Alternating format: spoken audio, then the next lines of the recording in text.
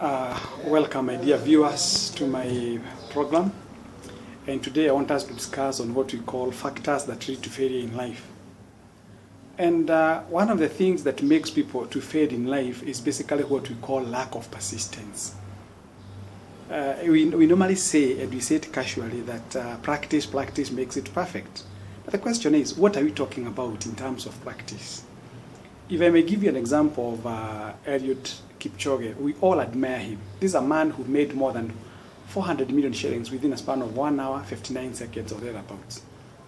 A single human being with 2 legs like you have. But you see, what happens in life is that people always admire the product, but they don't like the process that produced that particular product. If he tells you the kind of life that he leads, the time that he wakes up in the morning, when you're busy in the world of slabberlad, when you're busy snoring at night, when you're busy doing other things that not add value to you, this man is hitting the load hard. He wakes up early in the morning, he prepares himself, and then he gathers what we call confidence. He wakes up at night when many people are actually snoring. So the price that he pays is waking up in the morning with a view to making sure that he exercises, that the body gets to what we call the levels of acclimatization to be the person he is. He does not just eat anyhow the way we eat. He's very conscious of his diet. He's very conscious of his weight. He's very conscious of his health, unlike us people. So if you are to achieve a certain goal or objective in life, you must be persistent. And we normally say that persistence wears out resistance. So one of the things that you must do is to become resilient, tenacious, and persistent in life. Number 2 is what we call lack of conviction. Let me tell you, success basically is a product that is witnessed as a product of your thoughts. We normally say you're a product of your own thoughts. If what you think most of the times you may become, that is what you become. So I urge you, you must be convinced beyond a shadow of doubt that whatever you are engaging your mind to do, it is going to come to pass and it will give you what we call the results. Do not put doubts into your mind. The moment you put doubts, they become the fertilizer of failure. So this is what we call conviction. You must be convicted. Deep within you, you must be sure. You must actually have what we call that self-belief. You must have that self-esteem, the self-courage, self-determination, self-focus that you're going to achieve that which you have set to achieve in life.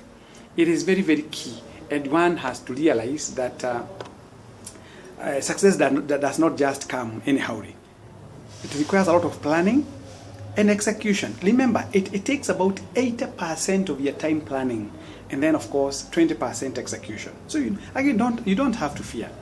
Something else that makes people to fail in life is what we call lack of discipline. Discipline is key. If you become a family person, you must be disciplined. How do you manage your finances? How do you manage your time? How do you manage the activities that God has given unto you to become the person you have always desired to be? So it's very, very critical in life that you must have what we call discipline. You can't be the most available person that any man or any friend of yours that you have who has an issue that requires his maybe presence, you are always available for him. You can't be available for everybody. You must have what we call a timetable. You must have a plan that you follow to be able to achieve whatever you have set to achieve in life. Then, failure to dismiss past mistakes. We all make mistakes in life. Nobody is perfect. No human being is perfect. Even the Bible says that all of us have fallen short of glory before the eyes of the Lord. And the Bible says that if we say we don't have sins, we are actually cheating ourselves. So mistakes are there. They're about to happen. But don't you worry. The best thing that you need to do is that we normally say, past is my heritage. Present is my responsibility. Future remains my challenge. So don't just remain glued to the mistakes that you did in the past that are denying you now what we call the bigger picture of life. I normally give an illustration of a vehicle. A vehicle has what we call a very big windscreen. Then it has got what we call the side mirrors. Those side mirrors do not necessarily mean that you can drive without necessarily throwing your eyes onto them. But look at the bigger picture. The bigger picture is the windscreen. And of course, as you focus on what happened before, it should not actually stop you from focusing to the bigger picture. This is what you call lack of self-esteem. Let me tell you, you are, number one, you are God's masterpiece. For the Bible says that we are fearfully and wonderfully made in the image of God. So nobody is your benchmark in life. Nobody. Whether you have a big nose, whether your teeth are long, whether you have got big eyes, whether your head is big, no one has been set aside by God to be the benchmark. So appreciate yourself the way you are. Do not reduce your self-esteem by comparing yourself to others. No, God knew why He created you the way you are. Accept yourself the way you are and move forward. The other thing, finally, is what we call attitude. Some people have what we call fatalistic attitude. What does that one mean? That whatever you set to do, you have already actually ingrained it within yourself that you're going to fail.